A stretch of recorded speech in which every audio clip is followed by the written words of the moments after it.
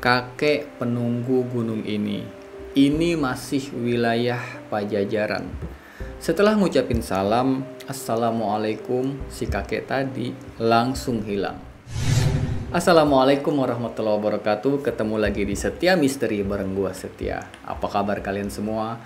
Semoga kalian yang menonton video ini diberikan kesehatan, dimurahkan rezeki, dan tentunya selalu dalam lindungan Allah Subhanahu wa Ta'ala. Amin ya Rabbal 'Alamin. Oke, jadi di video kali ini kita akan membahas pengalamannya Dwi waktu dia mendaki ke Gunung Burangrang tahun 2023 lalu. Jadi waktu itu Dwi ini sempat ketemu sama sosok kakek-kakek yang ternyata kakek itu adalah penunggu dari gunung itu. Bahkan dia sempat berinteraksi, ngobrol, dan diperkenalkan sama sosok penghuni-penghuni tempat itu. Kok bisa ya? Nah, penasaran dengan kisahnya? Yuk langsung saja kita simak ceritanya.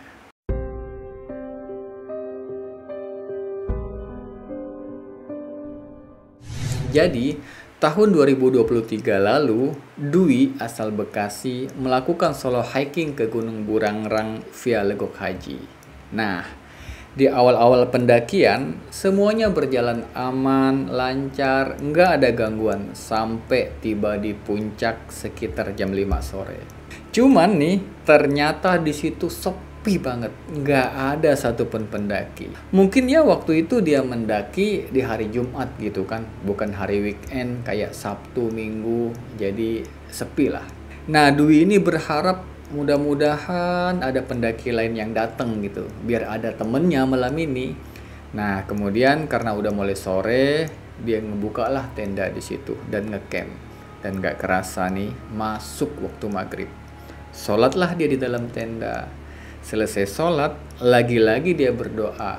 Ya Allah, mudah-mudahan malam ini ada pendaki lain yang ikut naik di sini gitu kan, ikut ngecamp.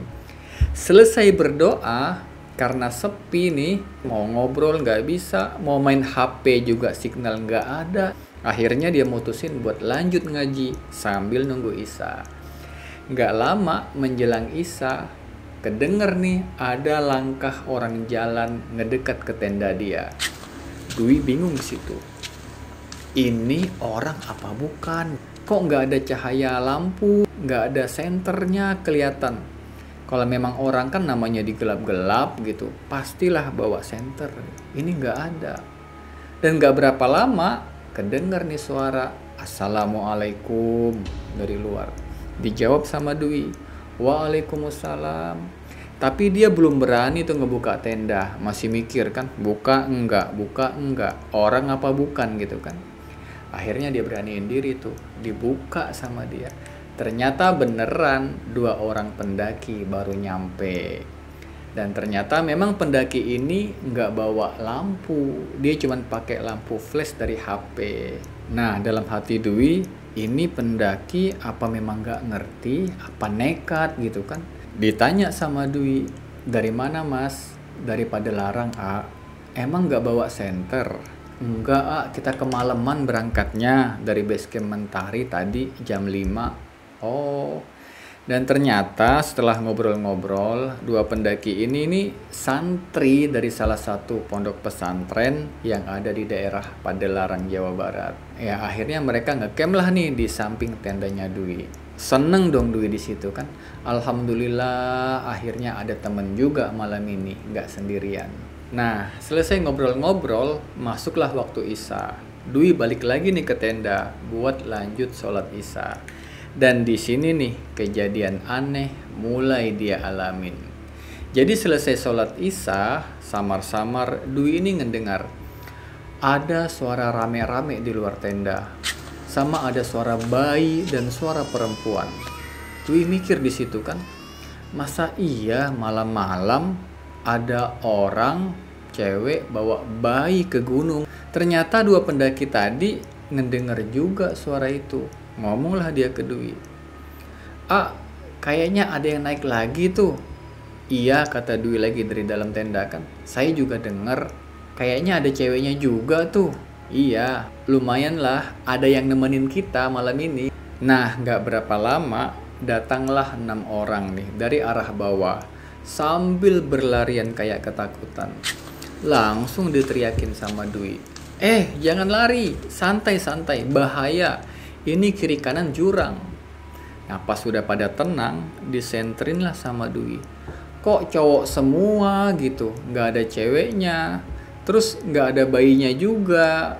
Ditanyalah sama Dwi, kenapa lu pada lari semua? Awalnya mereka nggak ada yang mau jawab di situ, nggak ada yang mau cerita. Lalu Dwi ngomong lagi, nggak apa-apa ceritain aja, daripada lu pendem semalaman, nggak enjoy lu ngendakinya. Akhirnya salah satu teman mereka cerita di situ. Iya, tadi waktu kita lagi di bawah, kita digangguin nih. Awalnya kita ngedengar suara bayi, terus kita cuekin. Cuman temen kita nih ada yang nyeletuk. Bayi doang, paling juga ngerangkak, gak bakal nyamperin. Gak lama abis ngomong gitu, muncul lagi suara cewek minta tolong, kenceng banget.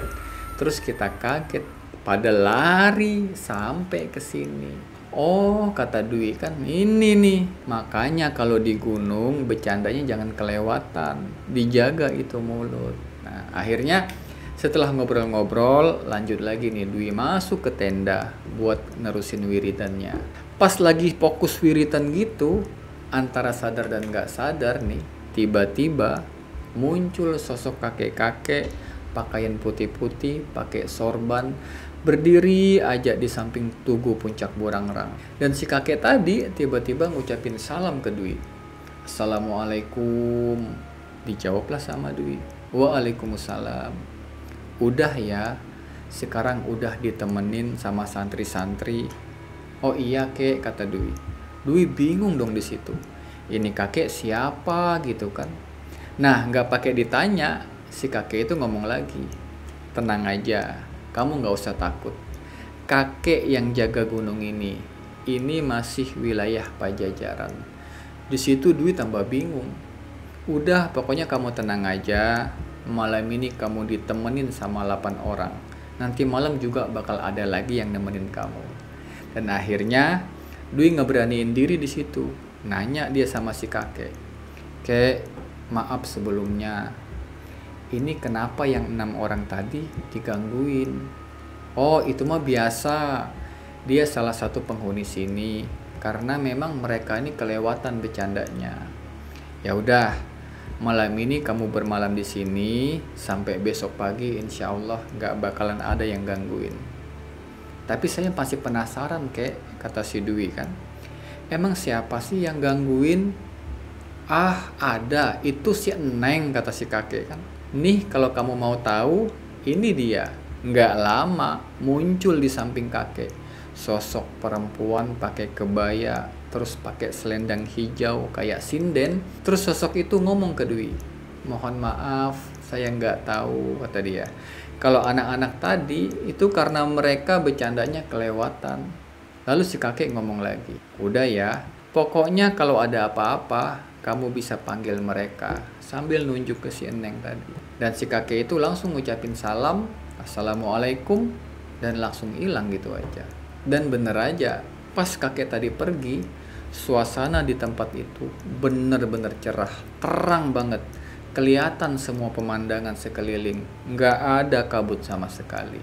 Lalu istirahatlah Dwi. Dan sekitar jam 1 malam nih, bener aja nih apa yang dibilang si kakek tadi. Datang serombongan pendaki dan ikut ngediriin tenda di samping tendanya Dwi. Cuman karena udah malam, ya Dwi tetap nih mutusin gak keluar tenda sampai besok pagi. Singkat cerita, setelah kejadian malam itu, ya alhamdulillah gak ada lagi kejadian-kejadian aneh sampai dia turun ke base camp. Cuman nih, pas sampai di base camp, Dwi ini masih penasaran nih sama sosok kakek-kakek yang dia temuin semalam. Nanyalah dia sama petugas base camp. Di sini penunggunya Syekh ya? Pakai jubah putih. Nah, ngedengar Dwi ngomong gitu, kaget dong petugas base camp kan. Emang ketemu di mana, Saya ketemu di puncak. Oh, iya, kata si petugas base camp kan. Itu namanya Abah Haji. Kalau orang sini manggilnya si Abah. Beliau penunggu gunung ini. "Emang semalam nginep di atas ya?" "Iya," jawab Dwi. "Kok tumben ya? Biasanya pendaki-pendaki itu sering ketemunya tuh di pos 3. Ternyata menurut petugas base camp itu memang ada beberapa pantangan di Gunung Burangrang yang nggak boleh dilakuin. Salah satunya itu nggak boleh bawa daging mentah ke atas gunung. Jadi pernah ada pendaki dulunya bawa daging mentah, terus dia nggak bisa naik. Cuman mentok sampai pos 3. Akhirnya dia turun lagi tuh. Jadi seolah-olah itu jalur kayak ada yang jagain. Akhirnya dia putar balik. Nah, selesai ngobrol-ngobrol gitu, sekitar jam 3 sore, Dwi mutusin buat pulang. Tapi sebelum ninggalin base camp, nih dalam hati dia pamitan dulu nih sama penunggu gunung itu. "Terima kasih gitu kan, udah ngizinin saya bermalam di sini. Saya pamit dulu." Anehnya nih, habis ngomong gitu, tiba-tiba di kupingnya Dwi kayak ada yang bisikin, "Sama-sama, nanti kalau ada waktu kesini lagi ya." Kaget dong Dwi di situ. Dan gak cuman itu keanehannya. Pas dia mau ninggalin base camp, cuaca yang tadinya cerah berubah jadi mendung. Dan tiba-tiba hujan deras banget. Untungnya Dwi udah jalan pulang dan sampai di rumah dengan selamat. Oke guys, itu tadi kisah pengalamannya Dwi waktu mendaki ke Gunung Burangrang tahun 2023 lalu. Nah, apa nih yang bisa kita ambil pelajaran dari kisah Dwi tadi? Jadi kalau kita simak, memang selama pendakian itu Dwi ini mulai dari niat bisa dikatakan baiklah, sholat, ngaji, zikir, wirid selama di gunung. Artinya selama niat kita itu baik, terus perilaku kita baik, ya insya Allah alam pun meresponnya dengan baik gitu kan. Tapi sebaliknya nih, kalau niat kita jelek ke gunung gitu kan ada tuh orang ke gunung niatnya ada yang buat pesugihan lah, ada yang buat cari ilmu, ada yang buat narik pusaka gitu kan, bahkan ada yang niatnya pacaran sambil mabok-mabokan. Nah, udah banyak tuh konten-konten yang menceritakan akibat dari perbuatan seperti itu. Berbagai teror dan malapetaka mereka terima akibat dari perbuatannya sendiri. Bisa lu simak nih di konten-konten sebelumnya. Oke, sebelum kita berpisah, buat kalian yang belum subscribe, langsung aja subscribe sekarang juga biar gak ketinggalan konten-konten menarik berikutnya, agar kita bisa mengambil pelajaran dan pengalaman dari kisah-kisah tersebut. Dan terima kasih sudah menyimak. Gua Setia undur diri. Assalamualaikum warahmatullahi wabarakatuh.